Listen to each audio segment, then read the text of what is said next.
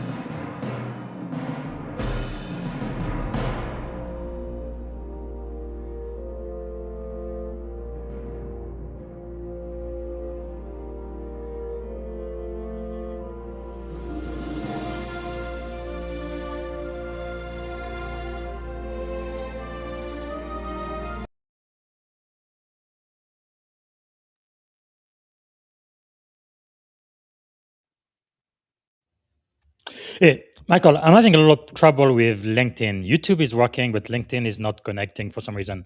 So I'm going to change the way I connect on LinkedIn because Okay. that's where most of the people who watch the show connect with us. Let me just use a post instead of the event. Sure. Sorry for that. I'll be right back.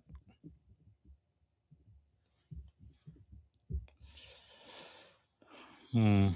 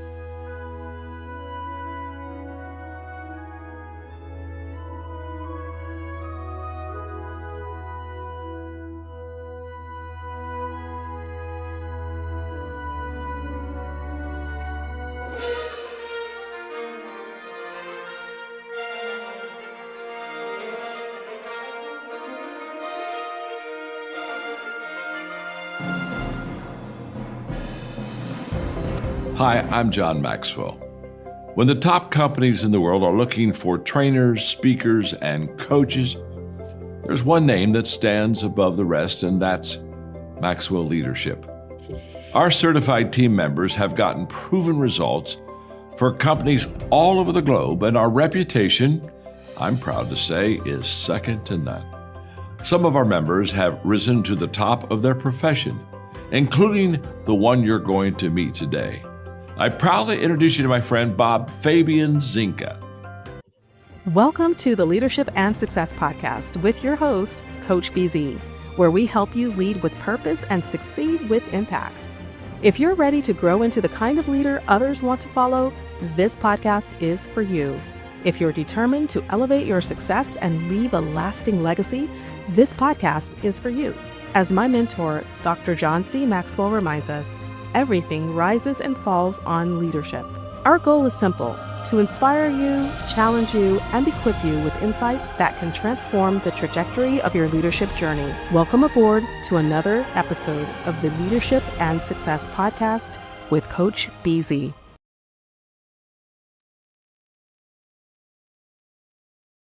I remember running around on a track in my hometown with my dad, who came home from work early. We didn't hear a plane in the sky, and then suddenly these F-16s start screeching across, flying cap over Pittsburgh. And so the combat air patrol's looking for something because there was the plane that had just gone down in Somerset. Our guest today is the attorney and cybersecurity author Mike McLaughlin.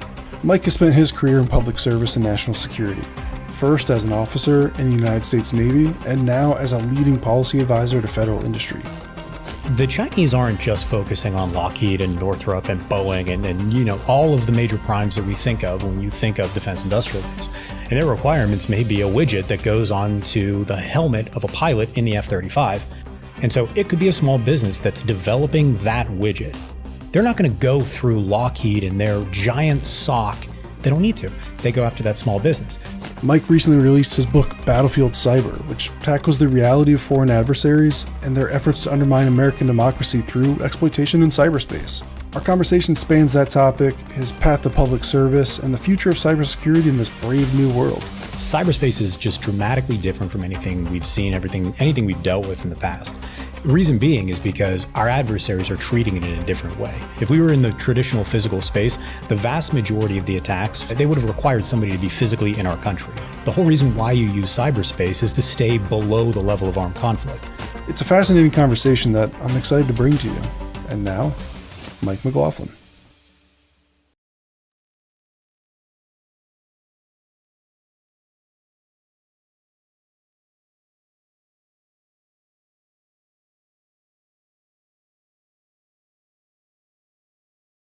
Welcome to the special edition of the Leadership and Success Podcast. Do I have a guest for you? Today is going to be a very insightful conversation with Lieutenant Commander Michael McLaughlin. And before I introduce him, as you guys know, we always start our show with our moment of gratitude. So really quickly, what we do is we want to be grateful for one thing every single day. The way I like to do this, maybe close your eyes, take a deep breath, put yourself in your happy place and think about one thing you are grateful for today. And today, like many days, I am just grateful to still be alive, to be in the land of the living, because as long as I am alive, there is hope for me. All right. So let me see if I can properly introduce our guest speaker today. So today I will have a really great leadership conversation with Lieutenant Commander Michael McLaughlin, who really brings a rare blend of military service, cyber strategy expertise, and legal insight as well to the national security conversation.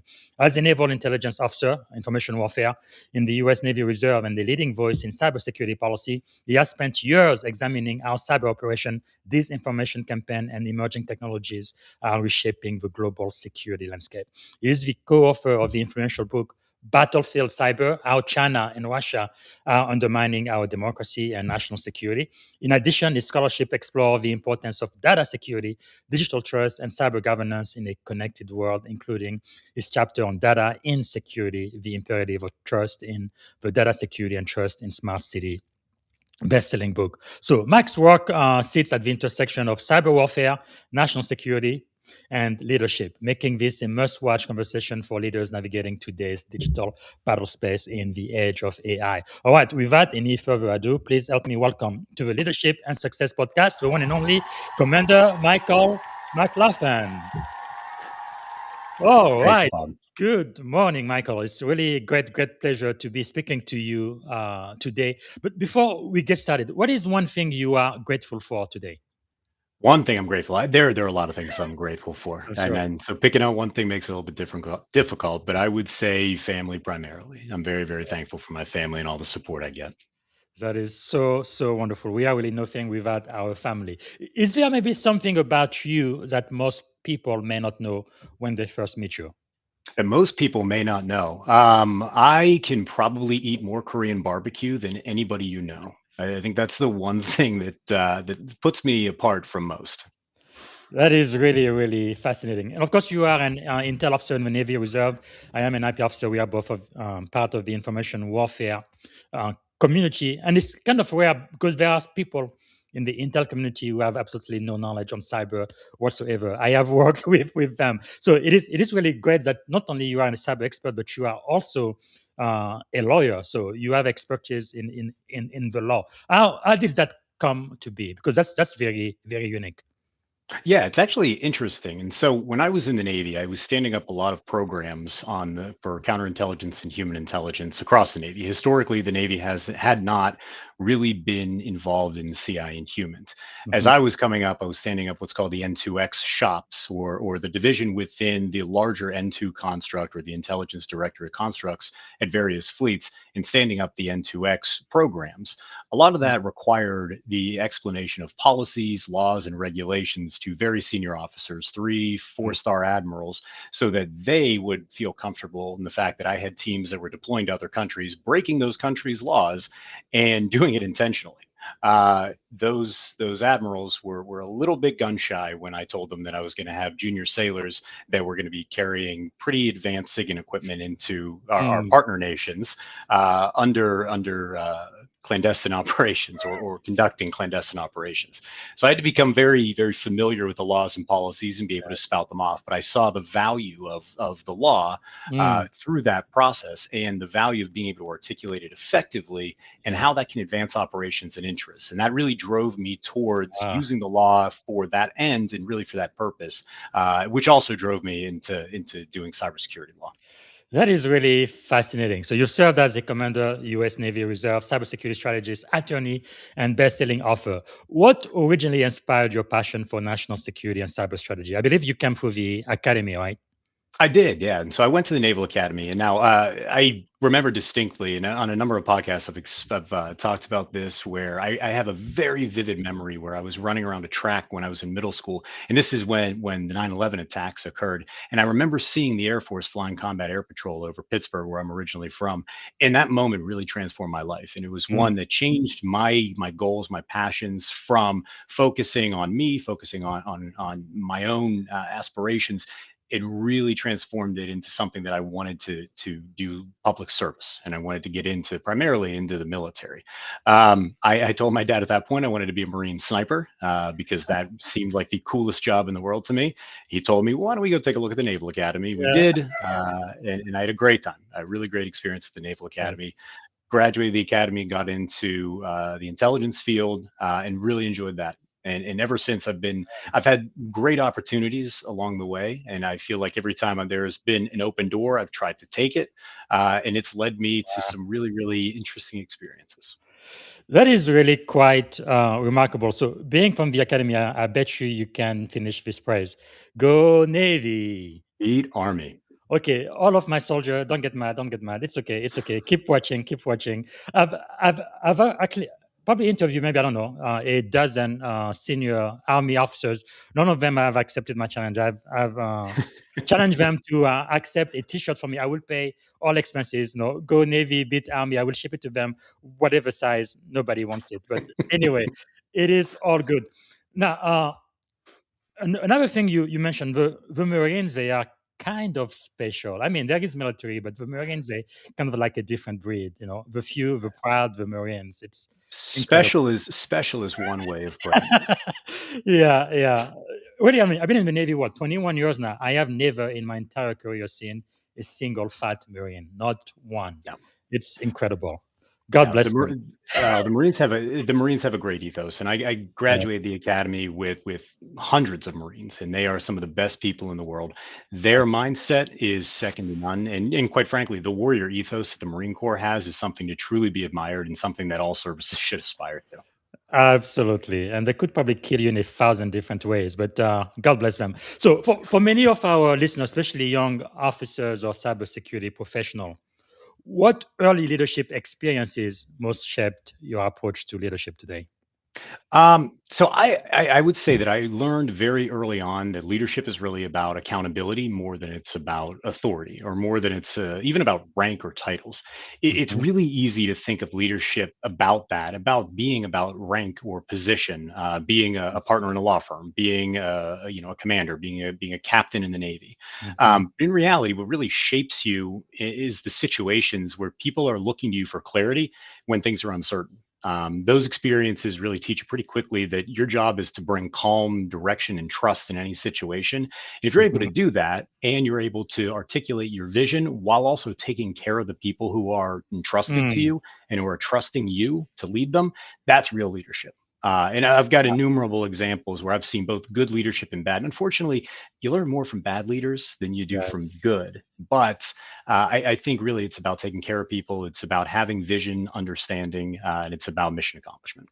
Now, another way the Navy promotes is not perfect, but I think it's one of the best ways they do it. I went to Millington when I was in '04, and I've seen it firsthand.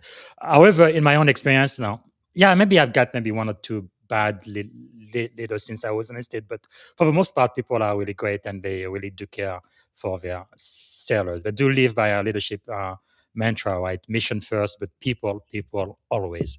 That is really incredible to see. Can you what leadership lesson from your naval service still guides your decision today as a lawyer? Uh, uh, There are a couple.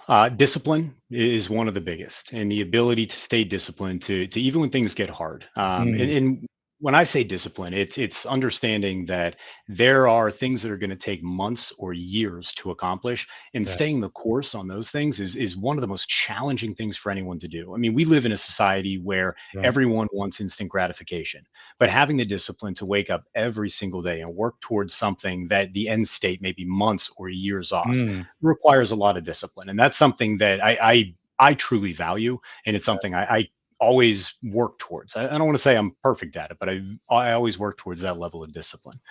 Mm, The other thing is just being grounded. A lot of when you talk about bad leaders, and those bad leaders are the ones that I look at as they fly off the handle very quickly. They lose their temper. They blame people around them. yes. Being able to stay grounded, especially in chaotic situations, that's an area where I also am continuing to work towards, Yes. especially in very stressful environments. And then the final one is just honesty. When you are faced with a tough decision, being able to take responsibility for your actions, to stand up and say, "Yeah, I did that," and stand by what you've Mm, done or what you've said, is a critical component. And that's another area that I really value in other people, and it's another area yeah. that I really focus on for my own self growth.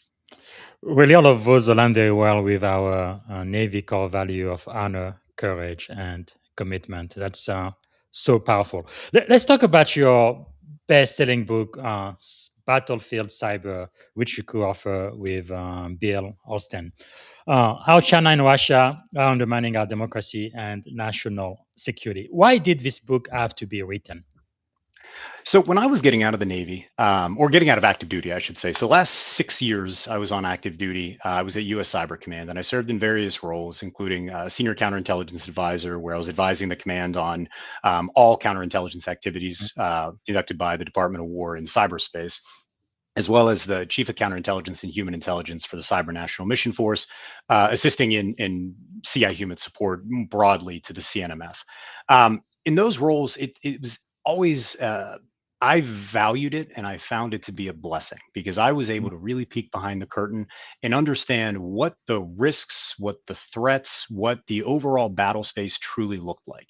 What I Yeah. recognized was that there was a significant disconnect between what the military and the intelligence community understood to be the truly the battle that was raging in our networks and what Hmm. the private sector saw and what was important to them.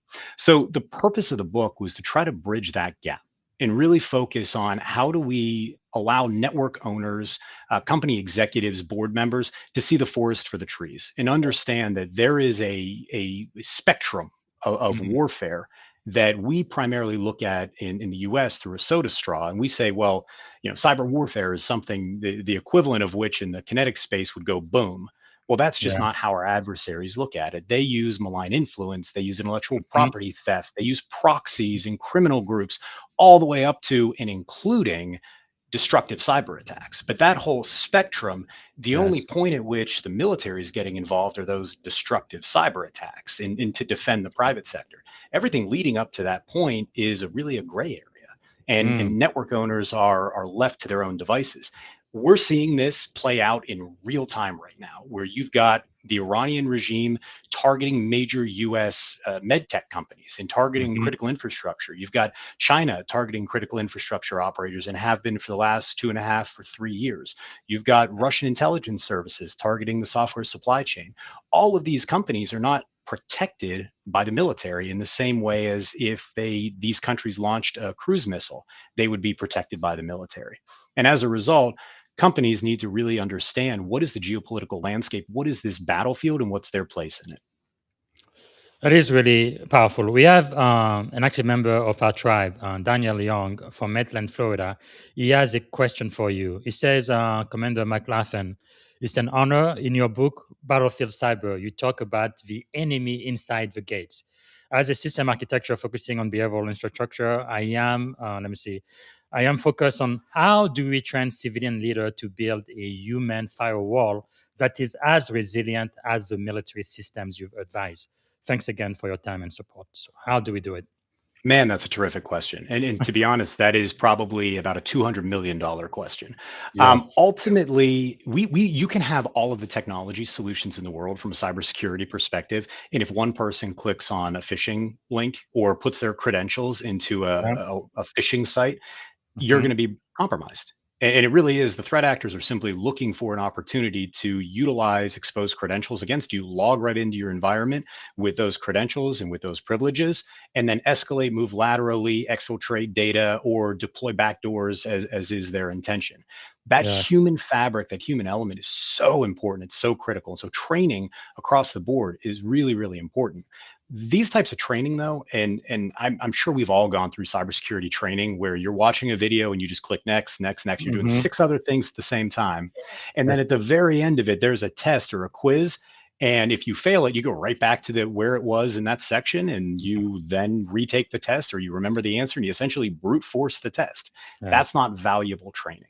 And so, from the military perspective, when we do training, you train in the same way as you fight. And so, whenever I'm working with clients from a legal perspective, we do what we call a resilience program. A Mm. resilience program is building out, working with the client to build out their incident response plan, their ransomware playbooks, their Yes. business email compromise playbooks, and then putting the team through the paces with Mm. very tailored training scenarios that are built to the company, built to their team, built to their industry and the threats that they're facing. And then we also include the C suite. We also include the board. We make sure that they Mm. understand what the decisions that they're going to have to make at any given time so that they really have that type of buy in. Because ultimately, cyber is not just an IT problem, it's an HR problem. And ask anybody who's found North Korean IT workers in their environment. It's very much an HR problem. Yes. But ensuring that the entire organization is on board, that's real training. It's not the Mm. click through, train as you go that we've been doing for years. And if you do that, that really helps to safeguard the human layer. But ultimately, humans are going to continue to be the weakest link, Mhm. especially as we move into more of an AI based culture or AI based technology. Yes. Humans are going to be the weakest link and we need to continue to train them, but we also need to take certain decisions out of their hands and make sure that certain decisions that need to be are either done through multi-factor zero trust architecture, Mhm. or they're done by machines themselves. And those machines have very specific protocols that cannot be tricked by social engineering. That is very, very powerful. Yeah, that's definitely the. I used to say $1 million question, but you raised it to $200 million question. That is so apropos. So many people they do think that cyber threats are purely technical. You kind of alluded to that earlier. Why do you argue that cybersecurity is fundamentally a national security and geopolitical issue? Well, because it's being used as an instrument of power by our adversaries. Yes. And just point blank, our adversaries view cyberspace as a battlefield. And again, I know I'm really hammering this book. And so if Yes. you want to be the two people that buy it this month, by all means, I will take those $12 in royalties. Now, but Yes. really, when we look at cyberspace, we need to begin looking at it through the lens that it's not just an avenue. It's not just a mechanism for commerce. It Hmm. is a battlefield because that's how our adversaries are looking at it. And then understanding how our adversaries are utilizing cyber is also critically important. And so Yes. when I look at it, when I look at cyberspace, I look at all of the perils and in the way in which our adversaries are using various things. And it's not just cyber attacks, right? It's malign influence. And TikTok is my favorite example of this. Yes. TikTok has 160 million, and this actually may be dated information. They may have more than Hmm. this now, but 160 million active daily users in the US alone. They are Wow. collecting more data than any other social media platform in the world. They Mm. are collecting they're collecting your clipboard data, your contacts. They're taking facial recognition. They're taking your gait from all the dances. And I know Bob, you're big Yes. on the TikTok and you love those dances. But Yes. they're taking all that information and they're also understanding where you are geographically. And so Mm. TikTok and its parent company ByteDance ultimately, and this was the risk, they can profile individuals based on all of these different data points. Now, Incredible. that alone, if you're training an AI model, let's say that you're the PRC and you're training an AI model such that you can individually target people either Mm. for espionage or for subversion or other various means, you've Yes. got a great tool to do so. But let's flip that even just a little bit. Let's Mm. say that the PRC wanted to change the overall composition of Congress. How would they do it? Well, they would target individuals of specific demographics in key jurisdictions Mm. in swing states. And I guarantee just using TikTok and sending very specific messages to these individuals, you can Yeah. discourage them from voting. You can encourage them to vote and to come out and vote and make sure that Yes. it's top of mind for them. But you would be able to change the composition of Congress. You could swing it from a Mm. Republican to a Democratic Congress simply by using TikTok and the information that they have. That's cyber Yeah. warfare, but we don't use it or think about it in that context. And we need to start doing that. That is really something. I think the first time, I think it was in 2016, right? It wasn't TikTok then, it was Facebook. And there were definitely a lot of proofs that some people may have done so using social media to really uh, direct, almost as if we had become some type of, I don't know, I don't want to say zombie, but they could use your psychographic data to really influence you to vote or not vote, motivate you. They knew you better than you actually knew yourself. Isn't that just incredible? The age we live in today. Yeah, it's incredible. I think there was a study done a few years ago that by clicking like 19 times on Facebook, the Facebook algorithms would know you better than your spouse. Wow, that is. If you think about the power that is within the hands of big tech companies, and then you take those big tech companies, and number one, here's one issue that we have: ad tech and all of the data that's being sold or generated by big tech Mhm. companies, as they sell that data off to advertisers, that data can also be purchased by other countries. That data can also be purchased by intermediaries and go to directly feed their AI models. So it's not just that Mm, TikTok is a threat. Technically, Facebook can be a threat, Instagram can be a threat. It depends on what's happening with that data. But all of those data points can be used for ill and can be used to significantly mm, undermine our national security.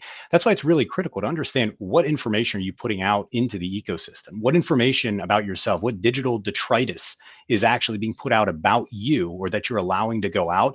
Because you don't know where that goes. You lose control of that data mm. as soon as it leaves.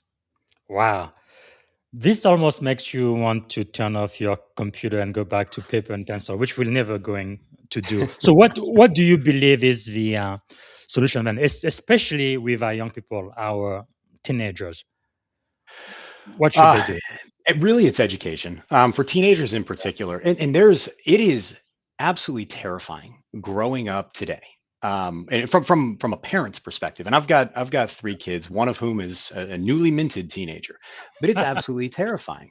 And if you look at social media and the influence that social media can have, not only just on, I mean, you take it from one perspective. Teenage females in particular are one of the most at risk populations from a Mm, psychological perspective on social media. It's yes. body dysmorphia. It's they're seeing all of these things on Instagram. Hmm. But not only that, you've got young females and female teens who are being aggressively targeted by malicious actors. And if you've never heard of the group called 472, I highly encourage you to look them up. This is a group that intentionally goes through data sets, they breach networks, and they then take information about individuals, primarily targeting young women and young men and Mm, teenagers, and try to induce them to engage in self harm on video through extortion. They've had a number wow. of kids kill themselves on video because of pictures that they have taken through data breaches or that they've found in data breaches or Mm, medical records that they have or histories of self-harm that they've been specifically looking for. And this is a global crisis. But this is something that if you're a parent, being keenly aware of what the risks are to your kids is yes. very important. These aren't like the days when we were going on AOL Instant Messenger and just messaging back and forth with our friends. Yes. They're serious and very significant issues that Mm, parents need to be aware of. Schools need to be educating kids on the proper use of social media, but also on the risks that are there. And then yeah. as we move into AI, wholly different story. And we can dive Mm. really deep into that. But I would say the education piece and parent involvement are the two critical aspects of growing up right now. So, just at the high level, what do you think is the impact of AI on cyber threat and risk today? It depends on how it's used. As with anything, and we're going to see adversaries and aggressors adopt technology a lot quicker, and it's Hmm. therefore going to be to their advantage. I think it was either last year or about 18 months ago that we saw a $25 million uh, wire fraud occur as a result of a deepfake.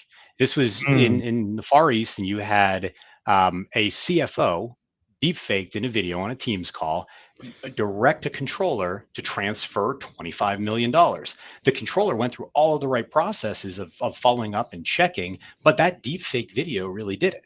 And we're mm, going to see more of that. We're going to see more adoption of this type of technology. We're yes. seeing incredibly tailored spear phishing emails that are geared towards individuals based on information that you're seeing through their social media. We're Mm, having AI capabilities go through call trees and trying to specifically identify overseas call centers so that wow. they can try to steal data through voice calls that are AI generated, or so that they can try to elevate their privileges or obtain credentials or reset passwords using Mm, AI voice calls, trying to get to the human, and comes back to that human yes. layer, Yes. trying to get to the human such that they can attack the weakest link and gain unauthorized access to these organizations. Incredible. Yeah. And so AI, understanding that these risks are just advancing at a pace we've never seen, adopting AI capabilities that are going to combat them is also critically important. And so for network owners, recognizing that we are moving at machine speed, we Mhm. need to have defenses that are also moving at machine speed. True. And when we talk about deepfake, I remember maybe 4 or 5 years ago, it was relatively easy to tell if something was AI generated or not. Like most people would have like 6 or 7 fingers or something like that. But today, it's almost perfect. I mean, even expert like myself, it's very difficult to tell if I don't have specific tools. It's I, crazy. I Isn't it? I'll encourage you, and whenever you're done, this is your fun activity or fun homework for the day. Google Will Smith eating spaghetti. Mm, It goes back to 2022. AI developers started creating deepfakes of Will Smith eating spaghetti. And when they did it, the fork would go through his mouth and all the way through his head. The yes. spaghetti would be everywhere. It would look like he had two noses at times back Yeah. in 2022. You do it now, and it's Will Smith having a full on conversation with someone else, explaining the texture Wow. of the spaghetti, you would think it was coming from an actual video of Will Smith. That's where we are, and that's how fast AI moves. Unbelievable. Yeah, because I believe even the chief AI architect of Meta got duped. I think it was a deep fake about ICE officers in Minneapolis or something. He thought it was a real video, but it was all fake, all about Right. propaganda. And it looks like platform like X now, used to be Twitter, is extremely bad for misinformation. Probably one of the worst one in America. It seems. So what do you recommend the public people listening to us now? What can they do as far as cyber hygiene and maybe do a better work with their social media data? There are a number of things. The best thing from an individual perspective, I'll give three things that I Mhm. would highly recommend. The first is use a password manager. Yes. Don't reuse your password across multiple platforms. Just use a password manager. And there are a lot of free ones that you can get through mobile applications. You can use them if you have an iPhone. Apple automatically has Mhm. a password manager that it recommends, but use that password manager to create complex passwords that are unique to each profile that you have. Do Yes. not reuse passwords. The second thing is where multi-factor authentication is available, use it. And this is in your personal life, whether Mhm. it's your Gmail account, whether it's your financial institution or Yeah. otherwise. Multi-factor authentication is really important. The vast majority of incidents occur because threat actors or unauthorized parties, hackers, simply log into your account because they have those credentials. Those credentials have been Yes. compromised somewhere else, or they're simply able to brute force because it's a weak password. Hmm. Having strong passwords through a password manager and multi-factor really is going to protect you on your personal accounts. The second thing is understanding what your overall digital profile looks like. If you're somebody who is constantly on social media, you're posting pictures of your kids out there, you're posting pictures of your vacation. Every time you leave your house, you're taking pictures of the food that you eat and the restaurants that you're at. If you would go and take the photos, and this is another thing I would challenge you to do. Take the photos that you see online of yourself. Take a photo, put it into ChatGPT and say, tell me where this photo was taken. Mm. That will show the location. So now, if you're on Instagram and you're posting things in real time about a restaurant that you are at, and Mm. like maybe it's 40 minutes away from your house, you take that photo, you put it on Instagram. Somebody who follows you on Instagram takes that photo, puts it into ChatGPT, and determines what restaurant or what corner you're at or what Mhm. building you're standing in front of. They now know exactly how long they have to loot your house. Yes. And Yes. that's terrifying. And again, these are not necessarily cyber threats. They're threats that are perpetuated by, with, and through cyberspace. So those Yes. are the types of risks. And then the third thing I'll tell you, do Mm. not scan QR codes. Avoid them like the plague. It is the easiest thing in the world for someone to go put a QR code sticker over a parking meter and have you give them their credit card information immediately. And Mm. scammers do this all the time. That's really terrifying. And that's why, if you have a modern phone, which everybody has these days, whether it's Android or Apple, you can turn off geolocation when you take picture. And my wife used to have a problem with me because every time we went on family vacation, I'm like, no, we're not going to talk about it until we come back. Once we are back, then you can go Facebook, Instagram, do whatever you want. But until we come back, absolutely no one in our social media circle would know where we are and what we are doing. Right. Because, yeah, if you think about it, by saying, hey, I'm away in Hawaii having fun and stuff, that means you're not at home. That means, oh, maybe I can go there and break into your house and steal some stuff. So it's really crazy, that awareness and training, like you said earlier, that is so important. So what lesson should policymaker and national security leaders take from the cyber strategies used by adversary like China and Russia, you think? Well, I think it's recognizing that their strategy primarily is to undermine not just our military, but undermine our economy. It's to Mhm. undermine not just our economy, but people's faith in the government itself. And if you look at, and right now, unfortunately, I think we're probably as divided as a society as we have ever Mhm. been. And when you consider all of the different things that are going on, but inside our country right now, and then broadly, and it's really disappointing. And when you look at our federal government and the challenges we have legislating, it's a problem. Well, a lot of those flames are fanned by adversaries through malign influence. There Yeah. was a report of Russian actors who are engaging in a malign influence campaign that actually set up both a protest and a counter protest in Texas. So you had two sides Wow. of the street, both of which were orchestrated by Russia, and Mm, they almost came to blows in the street as a result of these flames of dissent being yes. fanned by the Russians. Wow. Recognizing that that's what they're trying to do is really important. But also looking at it from an economic perspective. Now, the US, we don't have cyber actors or our cyber operators at the NSA or at Cyber Command or elsewhere Mm, going and targeting Huawei so that we can steal technology and give it to Verizon to advance our 6G capabilities. That's just not how we operate. That is mhm. absolutely how the Chinese operate. The Yes. Chinese went after Nortel in the early 2000s, stole their 5G technology. The company went bankrupt, went totally Mm, under, and as a result, you have Huawei as one of the leading 5G manufacturers in the world, yes. directly attributed to Chinese nation state cyber actors and espionage stealing intellectual property from Mm, a private company. And when wow. you think of that in context of this is not military on military, this is government and military on the private sector Yes. that our government has no way of defending against. That understanding and shifting that means that we need to use everything at our disposal, the entire dime fill model, in order to counter and in order to respond to aggressive acts in cyberspace. You look Mm, at Volt Typhoon and Salt Typhoon. Volt Typhoon targeted our electric grid. Salt Typhoon targeted our telecommunications system. We had the FBI director and the CISA director telling CEOs in this country not to use SMS messaging and instead to use Signal because we couldn't trust our telecommunications infrastructure. yes. Think about that. Think about what that means. And what did we do in response? There were no sanctions against China. There were certainly no military strikes against China Mhm. in response.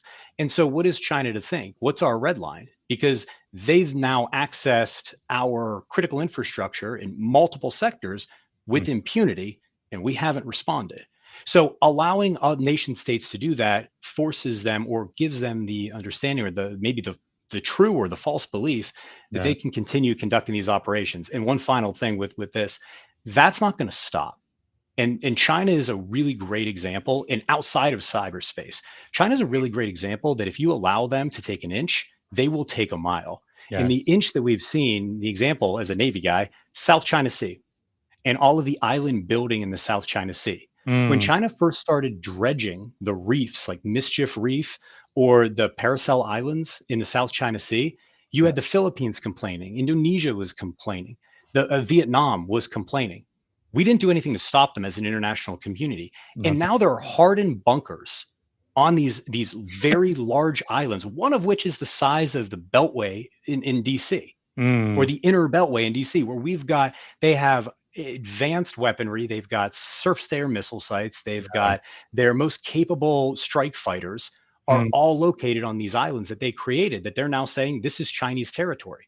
Because wow. we didn't do anything in the early 2000s, they now have military bases in the South China Sea. And what are we going to do now? We're essentially doing freedom of navigation operations, saying we don't believe in your sovereignty here, and we're going to shake our finger at you as we go by. Yeah. That's not And diplomacy, and that's certainly not extending our military capability to try to keep an adversary in check. If we're yes. not going to do it in the physical sense, we're certainly not doing it in cyberspace. Wow. We definitely live in a different world. All right. We are having too much fun. We are already running out of time. Out of this book here, let me ask you this. What is the most important takeaway you think from the book? If you had one, what would it be? If I had one takeaway, I would say the biggest takeaway is that cyber conflict, when we think of cyber, people, if you're not technical or if you're not really involved in cybersecurity or in the military, you think of cyber as somebody else's problem or that it's some future scenario. It's going to Mhm. be this end of days and it's going to be a 9/11 or it's going to be a Pearl Harbor type event. Yes. What the biggest takeaway is we are living in an ongoing war in cyberspace. And at its core, it's a contest over power, over trust, over resilience, and it is an attack on our basic infrastructure, the fabric of our society, and we're being undermined on a daily basis.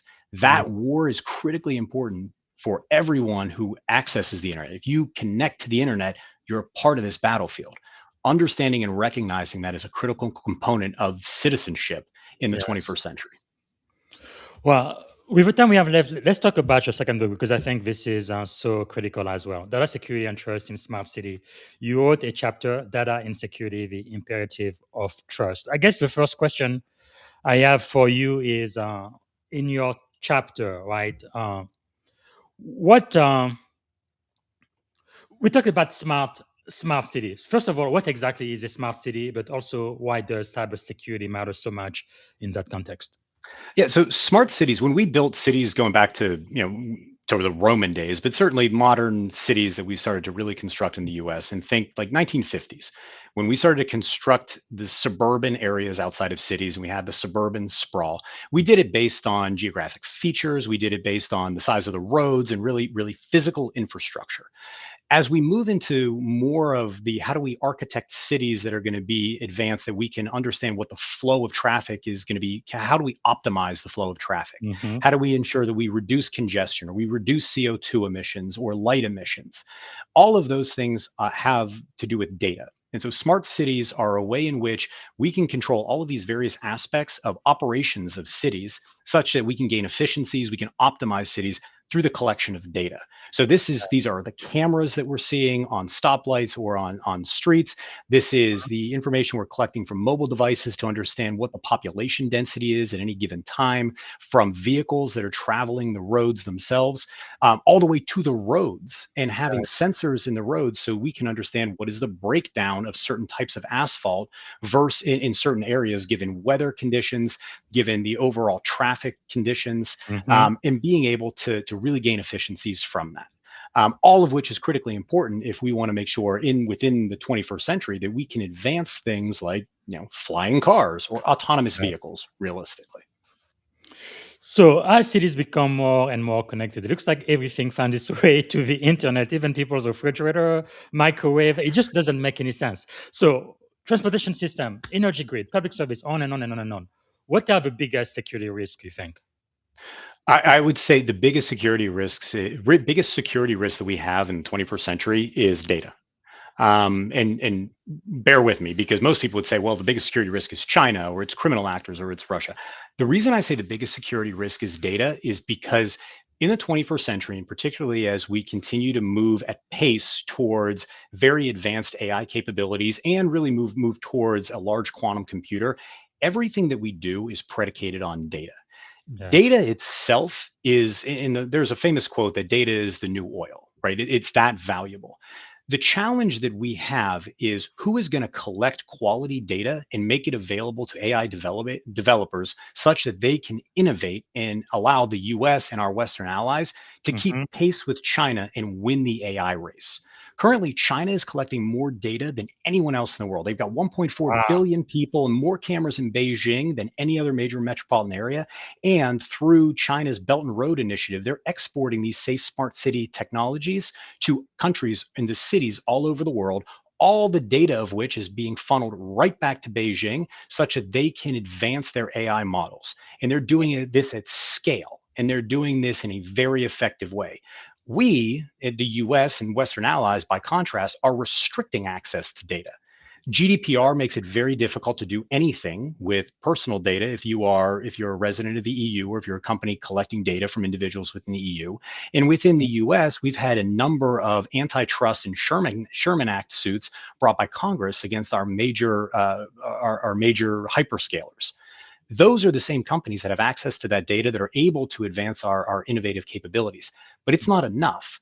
Think about all of the research and development that's done in universities and research institutions, commercial entities nationwide. All of that data sits in silos currently and Hmm. is not made readily available to AI developers. If AI developers are able to license that data directly from universities, then we can advance our capabilities. And let me be very clear, Wow. you're not going to cure cancer getting drunk on Reddit threads. You're going to cure cancer by going through clinical studies and treatments and photographs and oncology reports. Yes. All of that data needs to be made available through proper licensing channels and in respecting the privacy of individuals and respecting the intellectual property ownership rights of the owners, but Mm, licensing that data directly to AI developers so that we can innovate at scale and innovate at speed. The one thing that we have over China, because we're not going to beat them on numbers. We're not going to beat them on the quantity of data. We can yeah. beat them on the quality of data because we've been doing research and development into advanced capabilities for Mm, decades. China has been stealing our finished technology and reverse engineering it. If we can yes. take all of that research that underpins all of our advanced technologies and use that to train models, imagine what we can unlock. Wow, that is really remarkable. And also for everyone watching, so I've had two city manager on the podcast already. One of them, my former teacher, Dr. Casey Lucius, and also a if a former city manager is a colonel in the army. I think what we're discussing is very important because pretty much everybody lives in a city now, and we are really truly connected to the internet no matter what we do. Now, you do emphasize the concept of trust in your chapter of the book. Why is trust such a critical component of digital infrastructure? Trust is a critical component because if data is poisoned or if data is not the quality data that you need, then the model is going to be either it won't work as you need it to work, or the model itself is going to have bad output. And there's always the old adage, garbage in, garbage out. And so trust in the data is what's critically important. In October, Cornell University published a report that said as few as 250 documents will destroy a large language model of any size. You Mm, can get 0.01% of that data, and if it is poisoned, your model will not work. yes. That decimal dust is something that quality control on data is not going to check. It's not going to find. Mm, So making sure that you truly have integrity in your data, and like in cybersecurity, we always focus on the yes. confidentiality of the Mhm, CIA triad, right? yes. Mostly. I don't say always, but Hmm. mostly. Integrity is the area that we really, really need to start focusing on from a data perspective to ensure that we understand the provenance of that data from the point at which it's collected to the point at which it goes into an AI model. Wow, that is really something. Because the last question I'm going to ask you about this chapter of your book is what about for city leaders and policymakers today? What do you think they should do to ensure secure digital transformation, or at least think more along those lines? Yeah, they need to build it in from the beginning. Security isn't something that you can just bolt on. And certainly when it Yes. comes to AI, if we go in, and I've had these conversations with a number of policymakers at the federal level, as well as folks within the executive branch, Hmm. as we continue apace to adopt AI capabilities and new technology and software solutions and AI solutions, we are getting to the point where we're starting to have our AI tools, the output of which is training the next AI tool. And you're Yes. creating a black box daisy chain of Hmm. data. If you don't have quality data at the outset and you're not able to point to that and say, we have Yes. strong procurement standards, we know the provenance of this, then you're going to have 5 years from now when the models are completely falling apart, you're Mm. going to have to go back and do a full rip and replace of all of the AI technology, all of the models that you're adopting right now. So, Wow. right now is really critical. What I will tell you when we say building security from the beginning, if everybody's starting from scratch, it would be a lot easier to Yes. implement to zero trust architectures. The Hmm. challenge is nobody's starting from scratch. And so, everything we're doing is a bolt on for cybersecurity. In AI, we have an opportunity to truly start from scratch and build security and secure by design into our AI models. And it all starts with that data. So my push for city Mm. leaders, my push for decision makers is ask the question, where did my data come from? Wow, that is so powerful. Now we have about 8 minutes left. For this last segment, I want to understand the leadership principles that have helped you be as successful as you are. I'd like to start with this question: what is one of the greatest lesson you have ever learned, whether it's in leadership, in life, or in general? Oh, greatest leadership lesson. Don't rush to your doom. Yeah, I've heard that That before. that is my favorite phrase, and I have used Yes, that time and time again. There is always time to pause. There's always time to think clearly through a decision. And yes, sometimes an 80% solution is all you're going to get. But if you're getting from 20% to 80% simply by taking a step back, closing your door, writing it out, that 60% delta can be the difference in some cases can be the difference between life and yes, death. But yes. don't rush to your doom. Take time to make good decisions, and Mhm. everybody who works with you, everybody who works for you will greatly benefit. Wow. Now, what do you believe is the secret to your success, right? You are a lieutenant commander in the US Navy, an excellent lawyer, but also a best selling author. So you've succeeded in so many areas. Why do you think that's the case? Secret. I just like anybody else, right? If I always hate people that say I'm an expert and they call themselves expert. I always say like if you're calling yourself an expert, you probably aren't one. Someone else should be calling you that. I Yes. also I think success is a Well, journey. And so I I wouldn't. am calling you that for sure, and I have proof. Right? I have lots and Uh, lots and lots of proof. You are the expert. Well, I appreciate that, Bob. No, but I think I look at success as a journey. And Yes. you're never your success is never final, right? And, yeah, and Mhm. I'm going to use a trite phrase: success is never final, failure is never fatal. Yeah. But success is a journey, and anything you do, Sure, sure. love what you do, bring passion, but sometimes passion isn't enough.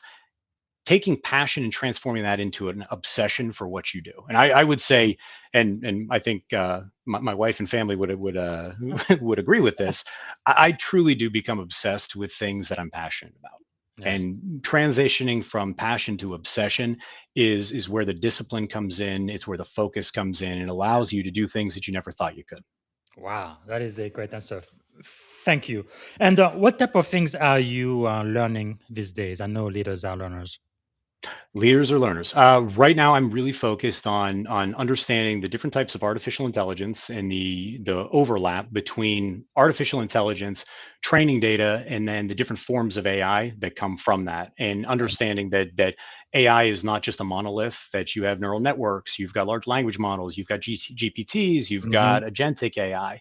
Each one of them has a different use. Understanding Yes. what the different uses are and understanding what the data is that goes into them so that you can secure that data appropriately. And then the other thing I'm looking at is advanced cryptography, primarily post quantum cryptography and preparation, advising clients on how do you best prepare Yes. for Q day. Yeah, cute day. Actually, I talked to Kat Wang. I believe you know her. I think there's a picture of you and her here. She was on the podcast a couple of weeks ago. We talked a lot about Q days. It's kind of scary. It's still one of those things that kind of keeps me awake at night. You know, you mentioned China. I know they have terabytes of our data just waiting for the opportunity to decrypt all of them. So, and that time may be coming sooner than we think. And Um, that's the scary part. So I guess you kind of already mentioned that, but as a country, for example, I am extremely concerned that we don't really have even a privacy policy. I think Europe is so far ahead of us. Now, we have, what, 1974 Privacy Act, Mhm. before we had computers, before we had social media. So it's completely obsolete. So our laws are not tracking with the way we've deployed modern technology today. What I don't know what I'm thinking, but if there is a policymaker, a congressman, a senator, somebody who's listening, what do you think Congress should do when it comes to really privacy, serious privacy in this country? I think it's really not a matter of national security. That's what I think.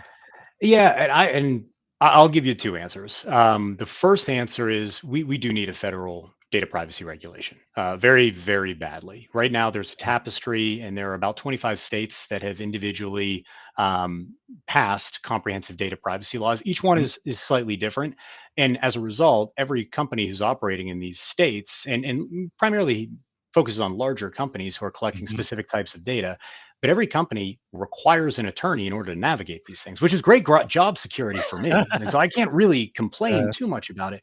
But ultimately, having that tapestry of data privacy regulations does not set us up for success from an AI Mhm. perspective. because now if you have companies that are trying to navigate all of these different regulations, most of them, instead of trying to specifically navigate the individual states, they go to the Mhm. most restrictive one, which is California, by the way. So, Yeah. Bob, you're in good hands there. But they Yes. go to the most restrictive one, and then they base their data privacy On that. policies on that restrictive policy. Well, if you Mhm. do that, then we're not actually collecting the data that we potentially need in order to train advanced models or Yeah. to share in order to train advanced models. That creates an issue. So we need a federal data privacy regulation, but one that makes sense and that Mhm. harmonizes the state data privacy regulations or clears the field, Yes. and then also has an eye towards AI development and the ability to use specific data under certain circumstances for the purposes of advancing our AI, our innovation through AI models. So that's the first thing I Mm. would say. The second thing I would say is there needs to be a mandate for training data bills of material in critical infrastructure. If you're using AI in critical infrastructure, you need to know the data that goes into those models. Yes. Having a bill of material in the same way as you've got a software bill of material or a Mhm. cryptographic bill of material is critically important. And that's another area I would love to see Congress legislate. Powerful, powerful. Hopefully, they are listening and they're gonna make it a priority. Now, we've almost run out of time. Last question I'm gonna ask before we ask how much value we can add back to you. Outside of your two books, which I recommend everybody gets a copy today, I saw that you add this on your LinkedIn page. Which one of these books would you recommend? Cyber Privacy. Why should my audience read that book by April Falcon Doss? Oh, so April is a very good friend of mine. She was a law school professor of mine, and then she was general counsel for the NSA while I was there. Wow. And she's currently undersecretary of the state of Maryland, undersecretary of commerce for the state of Maryland. Wonderful attorney, wonderful Yes. person. Her book is fascinating, but really digs into the legalities of data Mhm. privacy and how that directly impacts individuals. And she goes through various case studies. It is a fantastic read, whether you're an Yes. attorney, whether you're a technologist or practitioner, or whether you're a layperson, to really understand what are the Mm. legal constructs that underpin the data that you share on a daily basis. Phenomenal book. That is powerful. I will definitely add it to the digital bookshelf of the Leadership and Success podcast. Is there any other book you would recommend? Of course, not one of yours that I was going people to read. say, Battlefield Cyber, does that one count? Yeah, yeah, yeah. That one counts. Let's see. Well, here, I'll actually, right now, I'm also reading I don't know if you can see that, The Art of Cyber Yeah. Warfare, Hmm. which is Investigator's Guide to Espionage, Ransomware, and Organized Crime. Much more technical book. For those who Yes. are more technically inclined, it is also very good, and it's more of a desk manual for forensics and understanding how threat actors conduct their operations, their Mm. TTPs, and how to observe them, Powerful. and going through the whole process. And the final one I'll give you, you're gonna get a bonus here, Bob.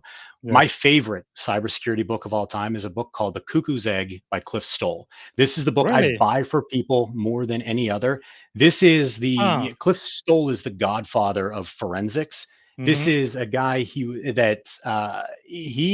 identified Russian cyber activity in a university network and ultimately within the Air Force, long Wow. before anybody was doing cybersecurity, long before anybody was doing forensics.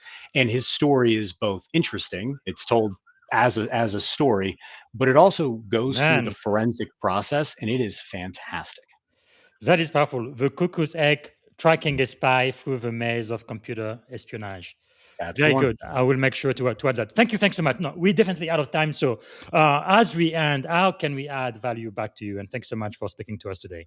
Absolutely. Certainly, if you're interested in the topics I talk about, follow me on LinkedIn. I'm a frequent poster, but reach out and ask.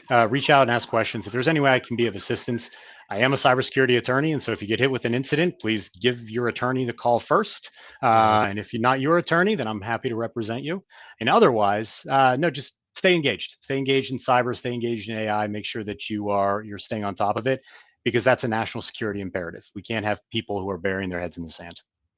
Wow, that is so true. Okay, is there a question I should have asked you that I didn't get a chance to ask? Anything else you wanted to present today?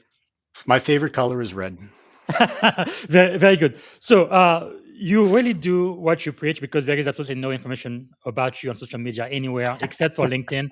And even that is very, very limited. I am very, very surprised I was able to see your Defense Military Service medal there. But very, very difficult to research, even on the Navy portal, because you're in the Navy Reserve and I am too, and I couldn't find anything, no picture, nothing. It's like you didn't even exist. So Bob, that is congratulations on very that. intentional, my friend.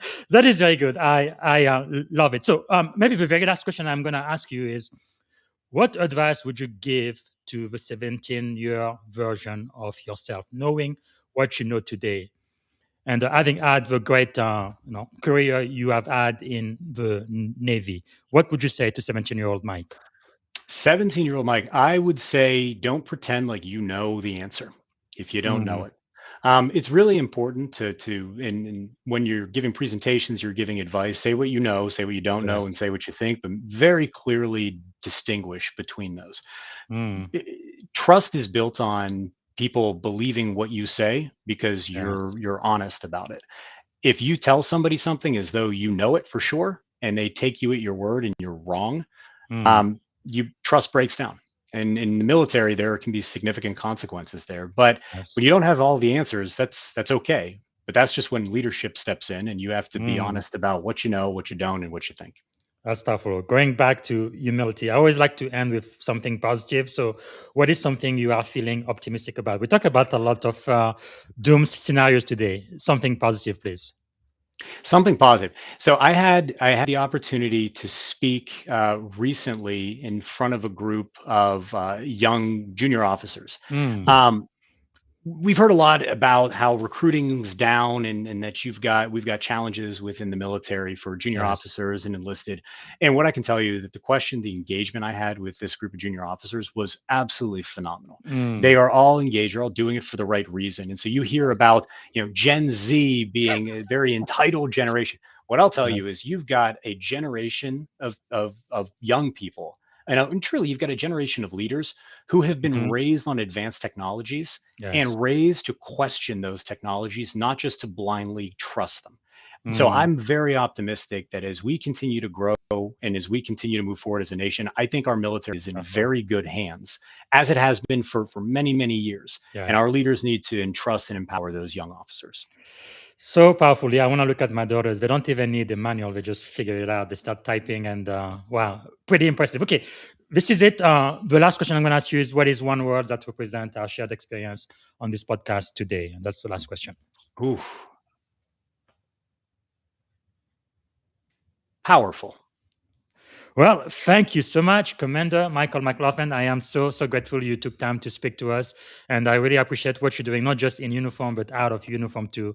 We do need to keep this country safe, and it keeps me awake at night at times. But I feel like no, we're gonna be heading in the right direction. America has to lead, otherwise there is. I don't want to think about the alternative. Let me just put it that way. So thank you for all of your service and all of the work and sacrifices. Really appreciate that. Thank you, sir. No, I appreciate it. Thanks for having me, Bob.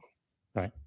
All right, everybody. This was quite an insightful, very, very powerful podcast. And I am really grateful that Michael took time to be here again. Get a copy of his best-selling book, Battlefield Cyber. I think it's really important, especially for those who are not in national security or the military, to really get an understanding of what's going out there and how it might impact your life, right? And of course, follow him on LinkedIn. LinkedIn in Michael-G. McLaughlin, and also get a copy of the book he co-authored, Data Security and Trust in Smart Cities, because it affects us all right. So to end the show today, I want to remind you, whenever I get a chance, I think it's going to be probably Sunday, we're going to go back to the book of Proverbs. So we did Proverbs chapter 18 last time. We're going to do Proverbs chapter 19 this time. So I went through the entire book of Proverbs from January 1st to the 31st. And now I'm using artificial intelligence to give us a 15-minute summary of the hour-long podcast we had in January. So Proverbs 19 will be next. This is not religious at all. It's just about ancient wisdom and leadership lesson from a book written more than 2,000 years ago, how it is still relevant today in the 21st century, 2026. And then the other thing is, as you guys know, it is we celebrated Black History Month last month, and like I said, 28 days is just not long enough. No, not only they give us 1 month, but it's the shortest month in the year. So I decided we're gonna do Black History Year, right? So that's exactly how we're gonna celebrate it right here on the Leadership and Success podcast. And the way I am going to do this, I've been doing 2 vignettes every day, one about the date, like today, March the 12th, what happened on March the 12th in our history, and then also a first in either African-American in the military or African-American in technology, right? Those are the 2 audiences that follow me on the podcast. So for today, it's going to be 1 post only, not 2, because they are going to merge, right? Today is March the 12th. And when I look at my screen, I found out that on March the 12th, let me share my screen here. Just let me give you just a second. There we go. On March the 12th, 1999, for the first time in Navy history, a woman was able to actually command a Navy ship. And that's Admiral Michelle Howard. She later became a 4-star admiral. Again, at least the first. She may be the not the only one, but she's definitely the first woman to be a 4-star admiral in the U.S. Navy after 236 years. So it is quite incredible. So we are going to celebrate Admiral Howard today for our Black history or Black History Year celebration. Again, March the 12th, 1999, she was the first woman to command a naval ship. And she's also the first woman to be a 4-star admiral in the Navy, and also the first woman to command a naval EUCOM and AFRICOM, the very, very first one to do so. So in our celebration, I'm going to play a very, very short video, and that's going to be the end of the podcast today. And what I would ask is if you can type in the comment, 3 to 5 takeaways from today's episode. That's going to help all of the other members of the tribe to really learn from one another. Again, this is 4-star Admiral Michelle Howard, the very first female 4-star admiral in the U.S. Navy. History today in the U.S. military as the Navy promoted its first ever female 4-star admiral, the second highest ranking officer. But Admiral Michelle Howard is no stranger to making history. 10 News military reporter Bob Lawrence shows us other notable firsts that she had here in San Diego. Michelle Howard was sworn in by Navy Secretary Ray Mabus. Following that, some fumbling in trying to attach the shoulder boards that indicate her rank. If you don't believe today was a first, when I called to order 4-star shoulder boards for women, they didn't exist. Howard is the second highest ranking officer in the Navy, behind Chief of Naval Operations Jonathan Greenert. Ronnie Froman, who also made history as the first female to head San Diego's Navy Region Southwest in 1997, said Howard's appointment was well-deserved. She's a dynamic individual. So not only is she smart and talented and got all of her qualifications, but she's a nice person also. It's not the first time Howard has made history. She commanded the task force that helped rescue Captain Phillips, taken hostage by Somali pirates in 2009. Though her time here in San Diego was brief, it was notable. Howard was the first woman to ever command an amphibious assault ship in San Diego, the USS Rushmore. This is the Rushmore on deployment 2 years ago. Howard took command in 1999 and was asked by Time magazine about a woman becoming Chief of Naval Operations. She said, quote, "Someday, sure, there will be a female CNO. It will happen of its own accord." She is now certainly close to realizing that possibility, a message she hopes other women in the Navy will hear. My rank today lets them know that they can go from junior enlisted to MCPON of the Navy or from ensign to admiral. Bob Lawrence, 10 News. Howard entered the Navy in 1978, took control of the Rushmore at the age of 39, and at 53 is now the Vice Chief of Naval Operations.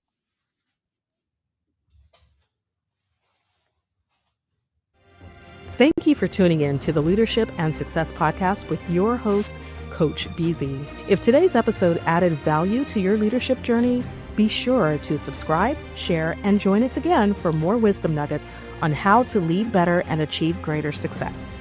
Remember, leadership is the most critical skill of our time. The world will always need leaders to inspire others, drive innovation, and execute meaningful strategy. So why not count yourself among the bold leaders shaping the 21st century? Until next time, stay inspired, stay committed, and keep leading with excellence.